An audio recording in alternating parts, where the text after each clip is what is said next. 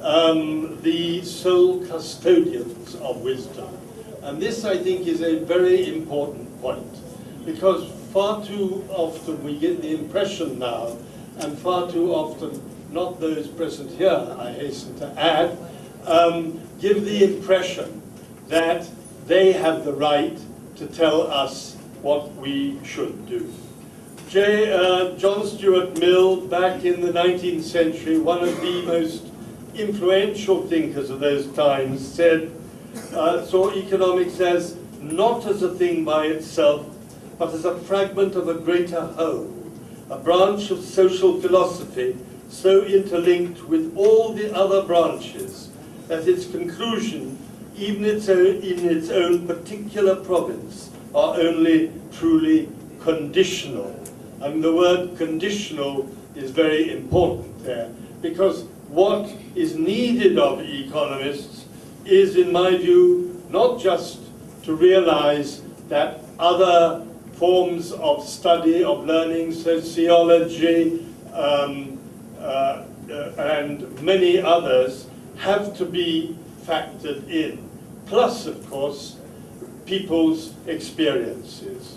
Economic expansion and so forth have become the abiding interests, if not the obsession, of modern societies. In the current vocabulary of condemnation, there are few words we find as conclusive as uneconomic. In other words, what Schumacher is saying, that to talk about what sort of economics are we talking about, because there isn't only one economics, obviously.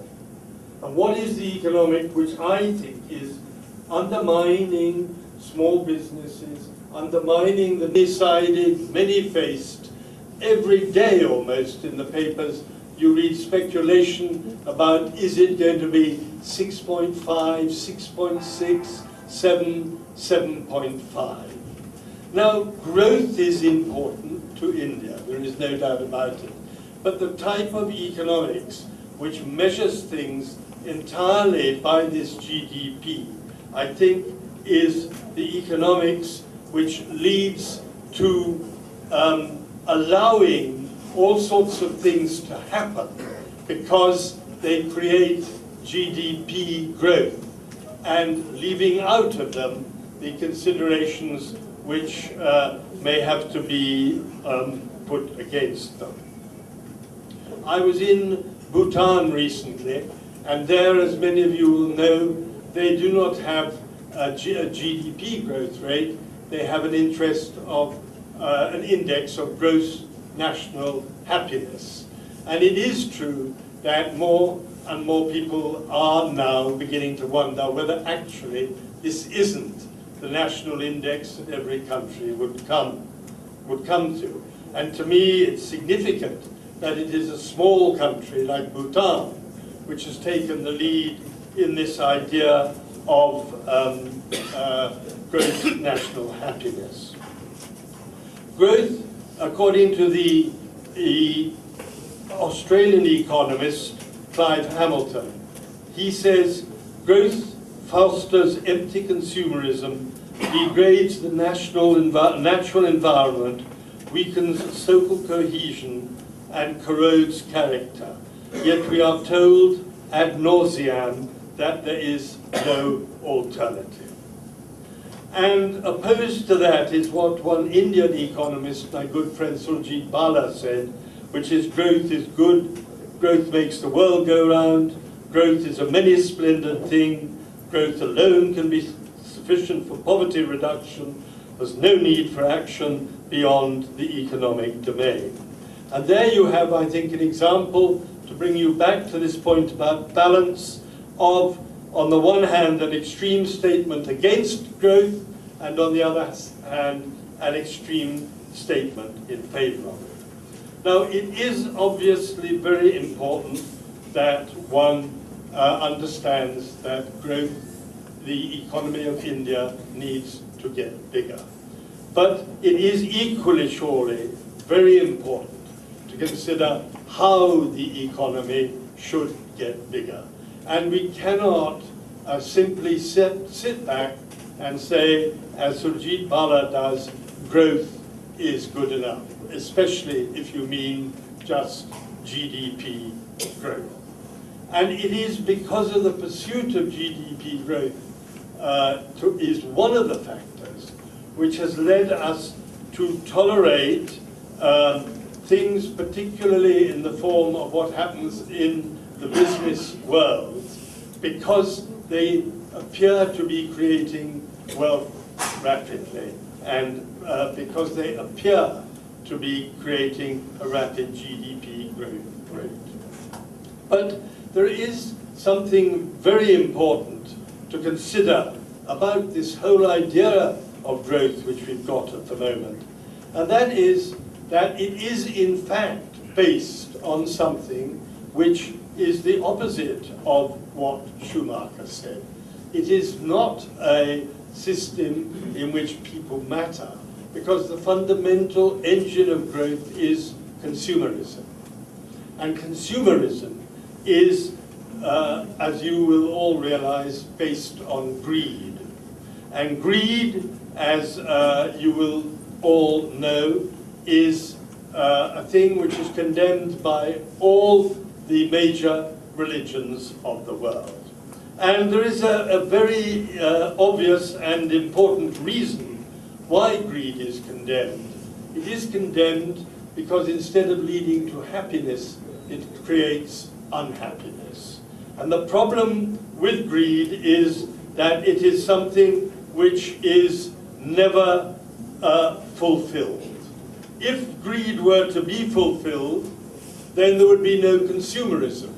If greed were to be fulfilled, you wouldn't want your new, more modern car. You wouldn't want to be looking over the fence at your neighbors and saying, why have they got a bigger TV set than I have, or something like that. Then you wouldn't buy so many TV sets. You wouldn't buy so many such new cars so regularly. You would end up actually a much happier person. And let me give you two quotations to demonstrate this to you. One is by the great thinker Spinoza, who said, "The things which men to judge by their action deem the highest good are riches, fame, or sensual pleasures. Of these, the last is followed by satiety and repentance, and the other two are never satiated." And that is the problem with greed, and that is the problem with consumerism, that they are never satiated. And Manu, in his law, said, "Desire is never satisfied by the enjoyment of the objects of desire. It grows more and more, as does the fire to which fuel is added." So this is why this consumerism, which is the basic driving force of the way we do our economics now, and our idea of growth, is actually anti what Schumacher said, anti-small and anti-personal happiness. And this, I think, brings me really to the end of what I want to say to you, except for a brief summary. I would like to end, therefore, by saying that obviously there is a place for economics, and it is an extremely important science. But like everything else, that place needs to be held in balance. There is a place for growth in a country like India, but consider where the growth should be taking place, what should be the engine of that growth. Supposing we were ever to achieve a situation where the engine of growth, the motivation, was the welfare of all people, rather than the satisfaction of people's personal greed, then the growth might be quite different, and the production might be quite different. And one of the things we would certainly do under those circumstances is to seek to grow through small industries, because they could be dispersed all around the country, and you wouldn't get this hideous concentration into these big cities. We all do need to consume, but consuming must be done with wisdom and with balance. It is certainly not my idea that everyone should become a hermit or a sadhu or go and do vanvyas in the forest or something like that. I think that in the Indian tradition of balance, in the three things, for instance, which are desirable or aimable for in a Hindu life before you come to moksha, one of them is in fact economic welfare or artha. So I'm not saying that you should all become ascetics, but what I am saying is that economics which encourage people to greed do lead to personal unhappiness. And lastly, I just want to say that I believe that the problem, that the, how should I say, that what is wrong with something is very often illustrated by the way, the language which it produces. And if the language is either muddled, nonsensical, or vicious in any way, then you can think that what is producing that language is wrong or has something wrong with it. And I think that the language of modern business is something which clearly shows that it is at the least off balance and that there is something we should worry about it. And I want to just end, therefore, by reading you this two bits of poems. And the poems are from a book called Poems of Business Life. And one of them, it goes like this: the more the images we screen, the less the messages comes to be. The more the plethora of data, the less the meaning seems to matter. Maybe it's time to bequeath a bit less traffic on the ether for futures again to regain some space for nourishing the brain. And this one is more specifically about business language. It's called We Won't Know Where We're Going Till We're There. And it goes, the times they are a-changing, but not the old taboos on asking where they're going or what it's for and whose. We've been MBO'd and downsized, we've been TQM'd, divested, process cost re-engineered, restructured, disinvested, kept up with all the ologies, each go for change idea, read every trendy guru's book and business panacea, consorted with consultants, brought their this should fix it isms, gone round and round the circuits of computing cataclysms. The times they are a-changing, but not the old taboos on asking where they're going and who will get to choose. The messages just move it round, like Alice's Mad Hatter.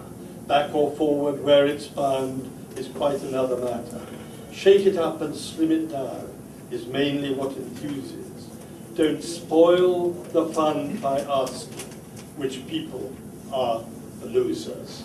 And I think that that is the one question which our modern way of doing business, this big business, loses, forgets. And that is, don't spoil the fun by asking which people are the losers. And I wish all of you in small businesses, small industries, small production units, the very best. Because I believe that you are the people who are trying to do something different, trying to buck the trend. And I believe that in your small businesses, you cannot fail to ask the people who ask yourselves who are going to be the losers. Thank you all very much. A couple of days ago in the newspaper, so what are your insights on that? And even if we had growth for another 25 years, will that matter? I think one of the reasons is because if you just concentrate on GDP growth, there's been too much concentration simply on that and not on other factors which should have been considered